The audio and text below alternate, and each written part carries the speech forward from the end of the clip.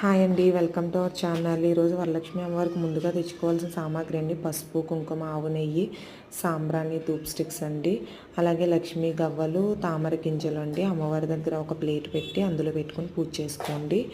అలాగే అమ్మవారికి వస్త్రం అండి, కలసం మీదకి అగరబత్తులు, అలాగే గాజులండి. గాజులు 3 డజన్లు అట్లా తెచ్చానండి నేను. అంటే అమ్మవారి కలసం మీదకి 1 డజను, మనం ఏ శారీ కట్టుకుంటామో ఆ శారీ మీదకి మ్యాచింగ్ అండి.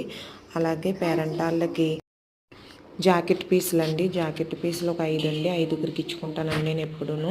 అట్లానే 5 జాకెట్ పీసులు, 5 డజన్ల గాజులు అండి. గాజులు ఇవ్వకోండి. గాజులు కూడా డజన్ ఇచ్చుకోవచ్చండి, లేకపోతే 2 ఇచ్చుకుంటారండి. ఇక్కడ నేను చాలామంది దగ్గర తీసుకుంటాను కదండి, 2 ఇస్తారు.